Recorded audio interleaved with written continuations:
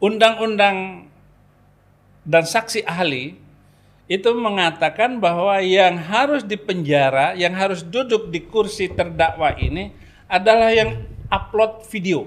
Iya. Orang ini harus dibebaskan. Karena bukan saya yang upload video. Dan video itu adalah pembicaraan berdua. Bukan di depan umum, saya hanya berbicara dengan seorang sopir Grab online. Saya ajak dia berhenti merokok dan ikut Yesus. Karena Yesus Kristus tidak merokok. Masa saya dihukum, divonis 4 tahun oleh hakim? Gara-gara itu? Gara-gara itu. Padahal itu orang yang merekam Bapak bicara. Orang lain yang merekam dan saya tidak pernah Tahu soal rekaman itu sudah beredar. Enggak ada, tiba-tiba viral. Bahkan orang curiga Bapak yang suruh, kan tidak pernah. Saya sendiri mengenal Bapak, tidak mungkin Bapak suruh-suruh hal-hal seperti itu. Ya, benar. Iya. Jadi secara hukum dimanapun saya tidak layak untuk dihukum. Ya. Enggak. Apalagi larang orang merokok. Membantu pemerintah. Iya, dan memberikan contoh keteladanan Yesus yang tidak merokok. Iya. Jadi undang-undang penistaan agama ini beberapa poin di dalamnya itu nggak boleh menghina agama lain ataupun mengajak orang lain dan sebagainya. Yaitu Undang-Undang 156A. Yang itu yang dikenakan kepada saya, penistaan agama. Sebenarnya undang-undang penistaan agama itu sebenarnya menghina Al-Quran, itu setidaknya menggugat Al-Quran. Karena Al-Quran mengatakan kepada orang Yahudi, orang kafir. Ya ayyuhalladzina amanu, ya ayyuhal kafirun, hai orang-orang kafir, hai orang-orang beriman. Itu Al-Quran boleh. Apalagi saya sekarang ini masuk Kristen, itu murtad. Orang murtad di dalam hadis, di dalam ajaran Islam itu boleh dibunuh. Man badala dinahu faqtuluh. Rawahul Bukhari. Barang siapa yang mengganti agamanya, bunuhlah. Gitu. Tetapi kan kita bukan negara agama.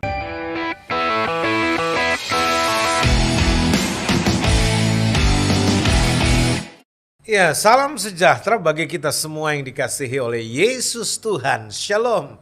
Senang sekali bisa berjumpa kembali dengan saya, Pastor Joshua Tewu DBS, dalam program rohani spesial kesayangan kita bersama, Perspektif Joshua Tewu.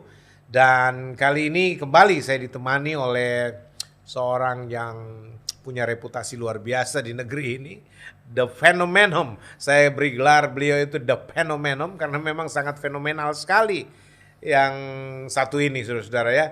Karena kiprahnya yang kayaknya orang bilang kebanyakan itu urat takutnya udah putus gitu. Sehingga orang-orang kalau dengar dia berbicara, justru orang yang mendengar yang berdebar-debar. Tapi itulah karakter narasumber spesial kita hari ini, ya, Mr. Saifuddin Ibrahim. Shalom Pak Saifuddin. Salam hambanya. Luar biasa. Haleluya. Kita kembali lagi di sesi yang harusnya ini sesi yang menjadi berkat double portion bagi setiap orang yang mendengarnya ya. Ya, nah, berkat anak sulung. Haleluya. Ini yang saya mau tanya dulu sebelum kita masuk lebih jauh ini. Nama Ben Abraham, Abraham Ben Moses, itu bagaimana sejarahnya dan bagaimana kisahnya? Tapi nanti saja. Kita akan bicarakan setelah yang satu ini.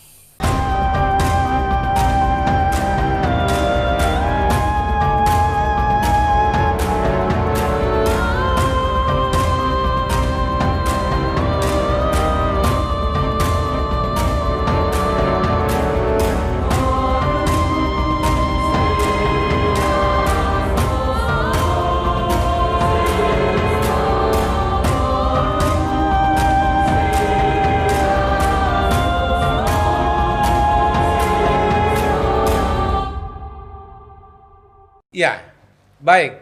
Seperti yang saudara ketahui, saya Pastor Joshua Tewu dalam program Perspektif Joshua Tewu. Saat ini ditemani oleh narasumber spesial kita, Abraham Ben Moses. yang tidak lain dan tidak bukan adalah the phenomenon Saifuddin Ibrahim. Nah, Pak Saifuddin, kita mau berbicara kali ini dengan prioritas khusus untuk memberikan semacam sumbangsilah, pandangan, ya, perspektif dari seorang Saifuddin Ibrahim yang warga negara Indonesia asli dan punya kecintaan terhadap negeri yang luar biasa indah ini tidak diragukan, ya, dan memang pempercaya Tuhan yang setia. Ya. Ya, dan sebelum kita berbicara, saya penasaran dengan nama ini, Pak. Ya, sebelum kita mengeksplorasi lebih jauh hal-hal yang perlu dibicarakan dan meminta sudut pandang seorang Saifuddin Ibrahim, tolong Bapak jelaskan dulu. Saya penasaran betul ini. Ya, nama Abraham ben Moses itu bagaimana sejarahnya? Bapak pakai nama itu, padahal orang kan lebih akrab dengan Saifuddin Ibrahim yang sangat fenomenal itu. Silakan Pak Sai. Saya orang Bima, jadi kalau orang Bima itu namanya dua. Nama pertama itu nama dia sendiri, nama yang kedua itu pasti bapaknya. Jadi Saifuddin itu nama saya, Ibrahim itu nama bapak saya. Oke. Setelah saya jadi orang Kristen, saya mau pakai nama apa kira-kira untuk menjadi orang Kristen? Saya pakailah nama Abraham ben Moses. Abraham itu bapak segala bangsa, dan ada guru rohani saya. Setiap saya mendengar nama Ibrahim atau Abraham itu, saya gemetar. Oh, saya pakailah nama ini. Ben Moses itu kita tahu sejarah dunia ini karena Musa. Karena dia menerima lempengan tulisan Taurat itu dari Bapa, dari Tuhan itu sendiri. Dan nama Musa itu adalah nama yang melekat sehingga orang tahu sejarah sebelumnya. Tahu sejarah Abraham, tahu sejarah Yusuf, itu karena Musa. Kalau tanpa Musa, kita blank, kosong semua tentang sejarah. Gara-gara Alkitab, Kejadian dan cerita semua itu. Kejadian, Keluaran, Imamat, Bilangan, Ya, itu Musa yang tulis. Musa yang mendapatkan itu semua. Kalau nggak ada Musa, kita nggak tahu siapa Ibrahim. Dan Musa itu legenda 3 agama Abrahamik. Iya, Ya. benar. Islam, Kristen, Yahudi. Iya. Itu dikenal sekali nabi yang spektakuler. Oh, jadi itu Iya. alasannya. Nah, waktu saya masuk penjara, ada ayah rohani saya, Gembala almarhum itu Jos Lamel, menambah nama saya Paulus. Jadi Paulus Abraham Moses. PAM. PAM itu berarti air. Air. Oh, paham. PAM, air. PAM. Perusahaan air minum. Oh, jadi PAM, Paulus Abraham ben Moses. Moses. Waduh. Oh, jadi diharapkan Bapak jadi PAM ya? Iya. Jadi semacam saluran air kehidupan. PAM rohani itu ya. Iya. Dengan singkatan nama itu luar biasa. Nah, akhirnya Paulus juga melekat pada diri Bapak semacam visi ya. Ingin menjadi seperti Paulus di Alkitab begitu ya. Benar. Luar biasa. Kenapa Bapak tertarik dengan tokoh Paulus? Paulus itulah yang menginspirasi saya harus menjadi penginjil. Padahal Paulus itu tokoh Alkitab, tokoh Kristen yang paling dibenci oleh, paling tidak yang saya dengar dari mualaf-mualaf ini, paling benci banget dengan yang nama Paulus ini. Makanya saya harus menerima itu. Penduduk Indonesia ini 260 juta. Kalau orang Kristennya kira-kira 40 juta, 50 juta, yang 200 juta mengutuk saya. Tetapi ada 60 juta orang di Indonesia mendoakan saya. Doa orang benar. Sangat besar kuasanya. Sangat besar kuasanya. Karena imannya luar biasa. Luar biasa. Haleluya. Jadi memang nama Paulus juga harus dipakai untuk tetap fokus kepada visi untuk menjadi seperti Paulus yang dipakai Tuhan, luar biasa ya. Dia setia dengan visi. Amin. Itu Paulus. Nah, itu dia tuh. Itu yang harus pemirsa ketahui. Jadi nama Saifuddin Ibrahim itu sekarang punya nama kedua, the second names, yaitu Paulus Abraham ben Moses. Kalau disingkat ini PAM. PAM itu perusahaan air minum. Atau pangkalan air minum. Supaya melalui Saifuddin Ibrahim atau Abraham ben Moses ini, Anda bisa menerima air minum kehidupan dari setiap firman Injil yang diberitakan. Luar biasa. Oke. Pak Saifuddin, saya mau serius ini. Karena saya kadang-kadang dengan Pak Saifuddin jarang serius ini. Tapi saya betul-betul mau serius ini. Karena di mana-mana kita berdebat juga, kadang-kadang kita bercanda aja ketawa ya. Orang-orang ngeri lihat kita berdua kalau berdebat, Pak. Apalagi berdebat jalanan ini, berdebat spontanitas loh. Tapi kita santai aja. Yeah. Orang-orang yang pada kabur itu, ingat di Pematang Siantar kemarin, Pak. Para mu'alaf nggak berani menghadapi Saifuddin Ibrahim dan Joshua Tewu. Gitu ya. Kalau dua orang ini bertemu, mereka terkencing-kencing. Iya, dari tim Surabaya minta, saya bilang tidak ada masalah, mau 7 mu'alaf saya hadapin. Cuma dia bilang tambah 1 teman, saya pilih bapak, mereka nggak mau terima. Saya bilang, Saifuddin Ibrahim aja saya dampingin saya. Oh jangan katanya. Terus apa dong? Ya, tidak masalah. Nanti kita bahas masalah itu secara khusus, Pak. Tapi kita mau berbicara begini, Pak. Dimulai dari, mohon maaf saya harus bertanya, dimulai dari semacam, bagi saya itu insiden ya. Insiden politik atau insiden hukum yang menjebloskan Bapak ke dalam penjara. Padahal sebenarnya dalam penelitian bahkan kesaksian ahli pun, Bapak itu sebenarnya tidak patut dipenjarakan dengan kasus yang membawa Bapak masuk dalam penjara itu. Ya, tapi saya perlu penjelasan yang lebih rinci karena sebenarnya kasus video di awalnya itu yang membuat Bapak dijerat, padahal yang upload atau yang sebarkan video itu juga tidak masuk penjara justru. Bagaimana sebenarnya duduk ceritanya, Pak? Ya, undang-undang dan saksi ahli itu mengatakan bahwa yang harus dipenjara, yang harus duduk di kursi terdakwa ini adalah yang upload video. Iya. Orang ini harus dibebaskan. Karena bukan saya yang upload video. Dan video itu adalah pembicaraan berdua. Bukan di depan umum, saya hanya berbicara dengan seorang sopir Grab online. Saya ajak dia berhenti merokok dan ikut Yesus. Karena Yesus Kristus tidak merokok. Masa saya dihukum, divonis 4 tahun oleh hakim? Gara-gara itu? Gara-gara itu. Padahal itu orang yang merekam Bapak bicara. Orang lain yang merekam dan saya tidak pernah tahu soal rekaman itu sudah beredar. Enggak ada, tiba-tiba viral. Bahkan orang curiga Bapak yang suruh, kan tidak pernah. Saya sendiri mengenal Bapak, tidak mungkin Bapak suruh-suruh hal-hal seperti itu. Ya, benar. Iya. Jadi itulah yang menjadikan saya masuk penjara gitu. Nah, tuduhan itu. Memang itu jelas saya yang ngomong dan saya mengakui semua bahwa itu pembicaraan saya dan bukan orang lain. Video itu bukan rekayasa dan nggak ada yang dipotong-potong. Kalau video Ahok kan dipotong-potong dan direkayasa.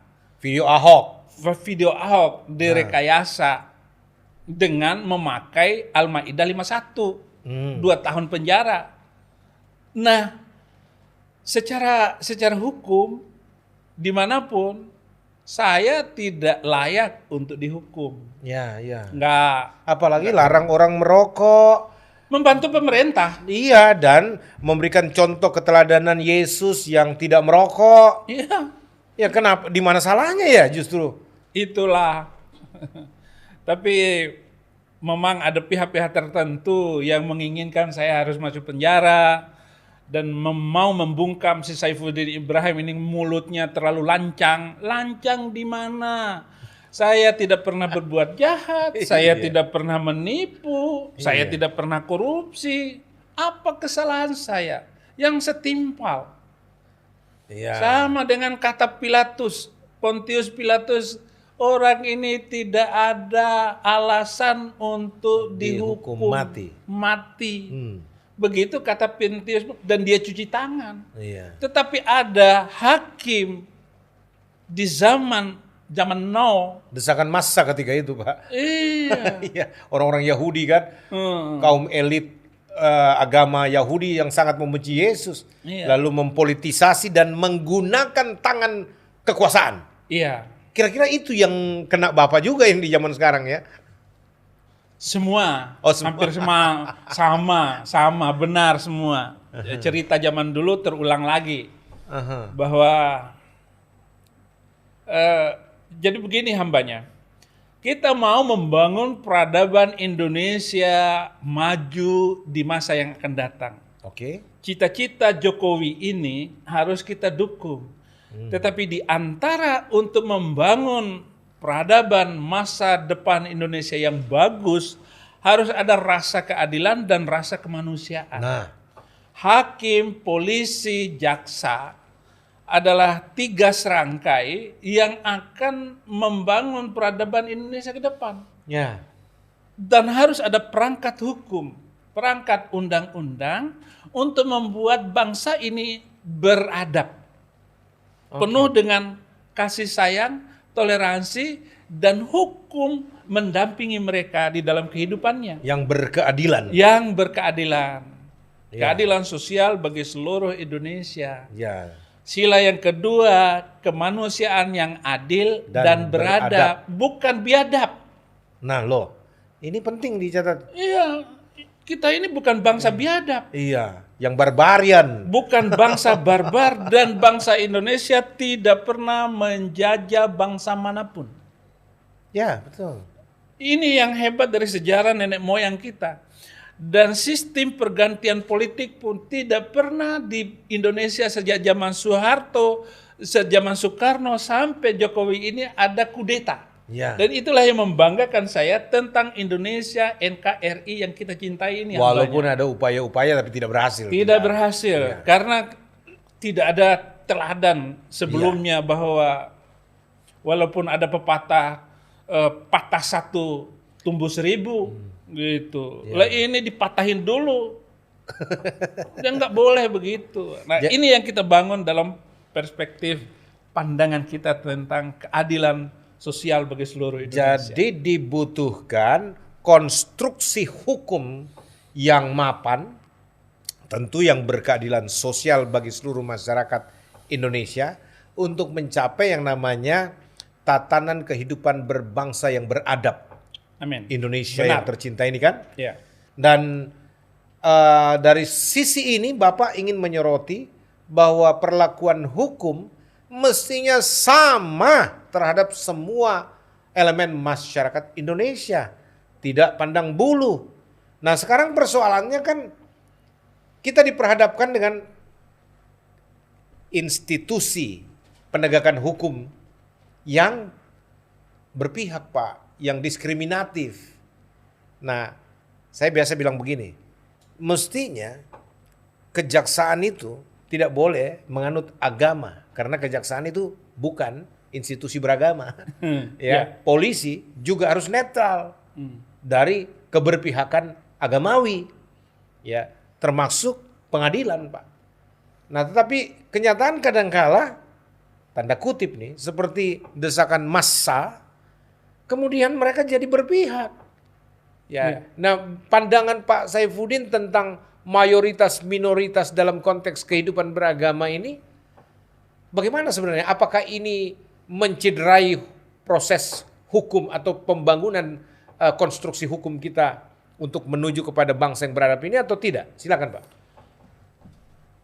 Masalah ini saya melihat bahwa pelaksanaan hukum di Indonesia itu selalu mencederai keadilan. Banyak kasus-kasus yang selama ini, mulai dari dipenjaranya Yusuf Roni 5 tahun pada zaman Soeharto. Kalaupun saya masuk Kristen zaman Soeharto, mungkin lebih berat lagi hukuman untuk saya.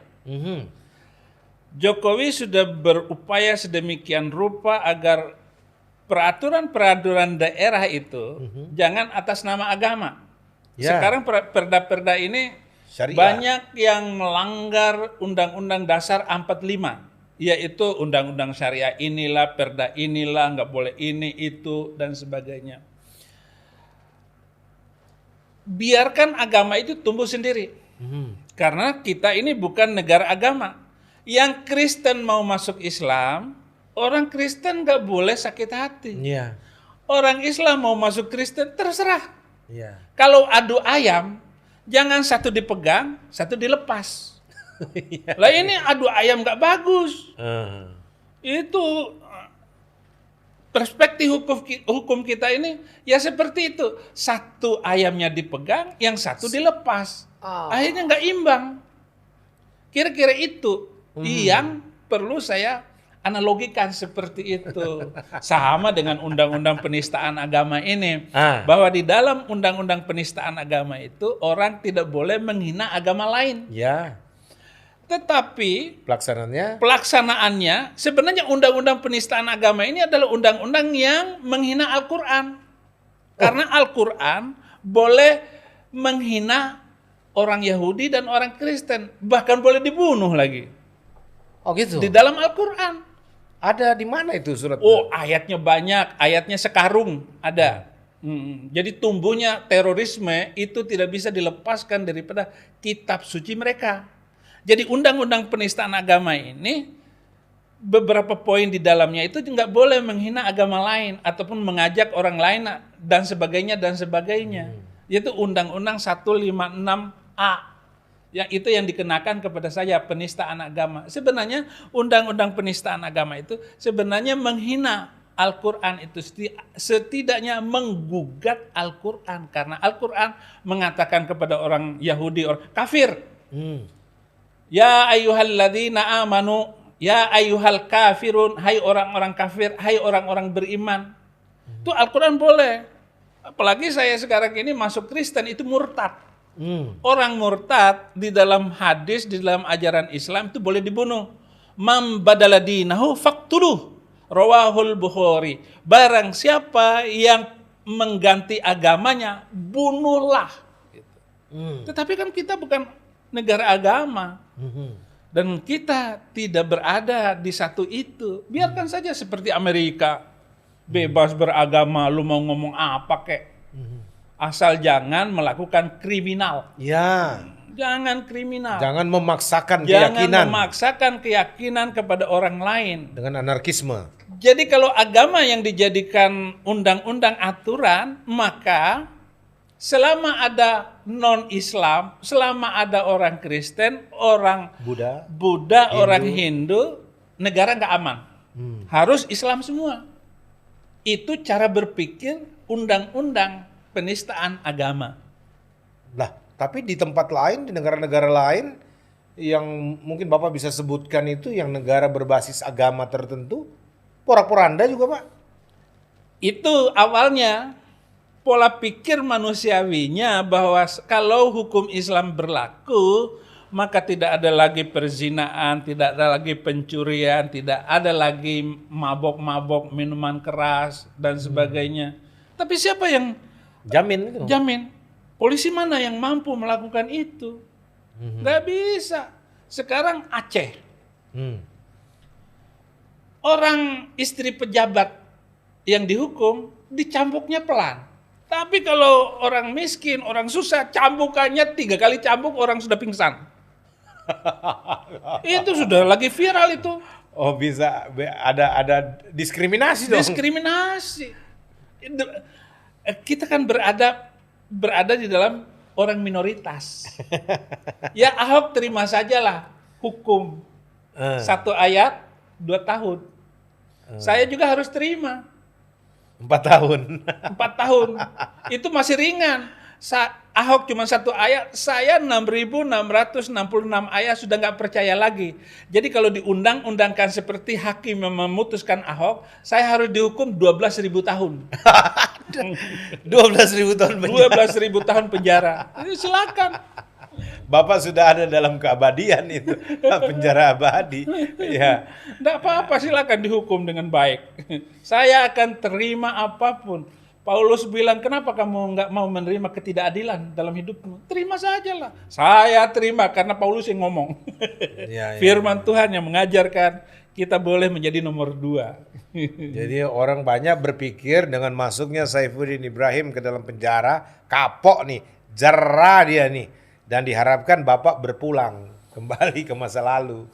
Nggak mungkin. Yesus itu bilang, A'taitul hayatal abadiyata wala tahlikuha abada wala ahadun yahtifu minni. Yohanes 10 ayat 28, aku memberikan hidup yang kekal kepada mereka dan mereka tidak akan binasa selama-lamanya. Dan tidak ada seorang pun yang mengambil dari tanganku. Jadi senang sekali kalaupun saya mati di dalam penjara. Tetapi di dalam penjara saya menemukan sukacita surgawi yang luar biasa. Luar biasa. Banyak kesempatan saya baca Alkitab justru di penjara. Dalam penjara, lebih dalam lagi. Lebih dalam lagi, lebih hebat lagi. Oh, bisa merenung bagaimana ratapan. Saya membaca, saya menangis. Bahkan di dalam penjara pertama saya memenangkan 18 muslim terima Yesus. Haleluya. Ini katanya pendeta penista agama. Penjara kedua, saya ketemu lagi dengan banyak dan hari-hari saya itu diintimidasi oleh mereka. Saya ditekan, saya mau dipukul, saya ini. Ini Asep ini sudah membunuh 2 orang, kamu yang ketiga katanya. Apa kata saya terhadap preman penjara? Jadilah kehendakmu Tuhan. Seminggu kemudian banyak pendeta yang besuk saya. Saya dikasih berkat oleh mereka, akhirnya saya beli berkat banyak sekali, Indomie 4 kardus tiap minggu, napi-napi yang kelaparan saya kasih, dan beritanya luar biasa. Pendeta penista agama itu ternyata orangnya baik.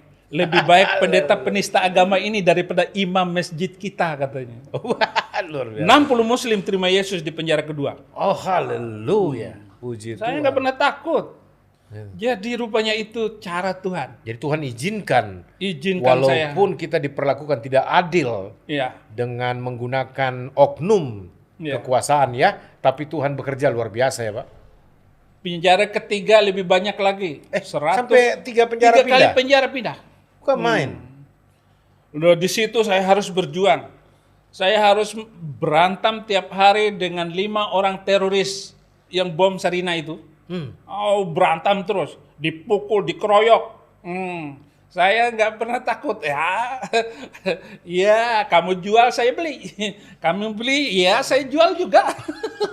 Bukan lu aja yang jual, gua juga jual. Oh jadi sampai begitu ya? Teroris itu mengancam terus. Tetapi setelah dia tahu bahwa yang membeli nasi bungkus dia di dalam penjara, 50 nasi bungkus tiap Senin dan Kamis, baru dia diam. Ternyata pendeta yang membeli. Akhirnya mereka nggak musuhin saya. 120 muslim terima Yesus di penjara yang ketiga. Haleluya, haleluya, haleluya. Ketika hambanya Pak Gilbert datang besuk saya di penjara, dari jauh dia sudah bilang haleluya katanya. Begitu pelukan dengan saya, dia tanya apa kabar. Saya katakan segala perkara dapat kutanggung di dalam Dia yang memberikan kekuatan kepadaku. Haleluya. Dia yang nangis. Dia nangis. Dikiranya saya sedih dalam penjara. Iya betul. Saya membaptis orang di penjara, saya mendidik dan melatih. Saya mentor. Saya punya mentor 8 orang Asisten untuk mengajar mereka ini, dan luar biasa. Jadi Bapak diberikan murid banyak di penjara murid justru. banyak dalam penjara. Haleluya. Dan sekarang ini sudah banyak yang keluar, itu saya tampung juga mereka. Haleluya. Saya tampung napi-napi itu. Puji Tuhan. Dan sayalah satu-satunya mungkin di seluruh dunia hari ini yang dapat gelar gembala napi. Bagus. Bagus Pak, bagus. Karena banyak gereja bahkan menutup diri buat mereka, kasihan. Pendeta-pendeta takut terima mantan napi Pak, dan seterusnya. Tapi kalau Bapak membuka hati untuk itu kemuliaan luar biasa. Tuhan pasti berkati Bapak luar biasa. Ada yang sudah bekerja dengan saya, ada yang melayani dengan saya, ada yang nanya rumah juga. Saya kasih alamat rumah. Saya nggak takut. Semuanya ini milik Tuhan. Dia hanya percayakan kita sebentar. Itu yang saya alami, sehingga saya bisa sedikit tersanjung dengan cerita Daud yang ada di Gua Adulam. Ya. Dia ada di Gua Adulam, ada 400 penjahat yang di situ dijadikan dilatih, dididik oleh Daud untuk mengenal, memuji Tuhan, Luar biasa. dan jadi tentara awal untuk bertahan dari Amin. Saul. Saul ya Luar biasa. Itu perasaan saya. Tapi pas itu kontekstualnya. Iya. Luar biasa. Nah, jadi saya waktu datang ke penjara untuk besuk Bapak itu penjara keberapa itu? Penjara kedua. Oh, yang kedua. Dan itu cukup viral kedatangan saya, Pak, karena saya khotbah lalu kemudian banyak orang tulis luar biasa. Iya. Wah, macam-macam kan seperti itu. Jadi itu penjara kedua ya? Iya, penjara kedua. Nah, penjara ketiga itu saya bertemu dengan banyak hamba Tuhan dan saya banyak ditolong oleh hamba-hamba Tuhan, baik hamba Tuhan yang di dalam penjara maupun hamba Tuhan yang datang dari luar. Dan saya bikin aturan boleh melayani di penjara tapi harus bawa 150 bungkus nasi. Karena napi-napi ini untuk teman-teman ini, itu. mereka akhirnya senang sekali Ide melayani yang Tuhan. bagus sekali, jadi berkat luar biasa ya Pak. Puji Tuhan. Jadi pemirsa, sebenarnya penjara bagi seorang Saifuddin Ibrahim itu tidak lain dan tidak bukan tempat indah untuk lebih banyak lagi memenangkan jiwa. Jadi sebenarnya Pak, setelah dengar begini, sebenarnya orang-orang yang punya masalah dengan kegiatan penginjilan Bapak ini kayaknya tidak akan merekomendasi lagi Bapak masuk penjara karena kalau masuk penjara lagi pasti jiwa-jiwa dimenangkan lagi di sana. Tapi Tuhan punya aturan, Pak. Iya. Ya, dimanapun Tuhan tempatkan, kalau kita memang dari Tuhan pasti berbuah. Iya. Orang-orang pasti dimenangkan karena Kristus ada di dalam diri kita. Amin. Nah, sekarang kita lanjut Pak Saifuddin untuk bahasan. Ada satu frame yang dibangun yang itu meresahkan banyak orang. Saya sendiri sudah meluruskan di beberapa tempat tentang istilah kristenisasi. Jadi itu digiring opini bahwa kristenisasi itu adalah sesuatu hal yang jahat, kriminal, dan patut dijatuhkan hukuman. Tapi sebelum kita bahas itu lebih jauh, Pak, kita lihat dulu yang satu ini.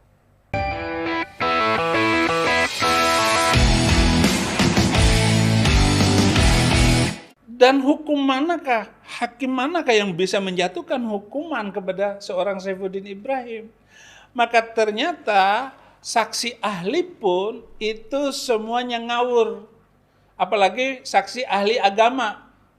Itu masa katanya Nabi istrinya hanya 4. Saya tunjukkan bukunya ini, tulisan Haikal Muhammad, Menteri Pendidikan Mesir menulis tentang sejarah Muhammad. Mengatakan istri Nabi itu ada 11. Ada saksi ahli agamanya dipakai oleh jaksa, didatangkan oleh jaksa. Istri Nabi Muhammad katanya 4. Saya kecewa. Tapi saya mau marah sama siapa pada waktu itu karena hakim dan jaksa tidak mau mendengar saya.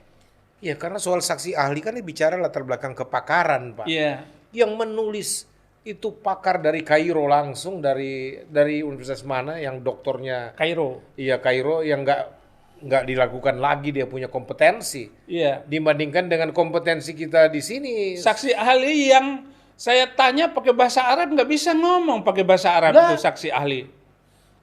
Malu merah mukanya.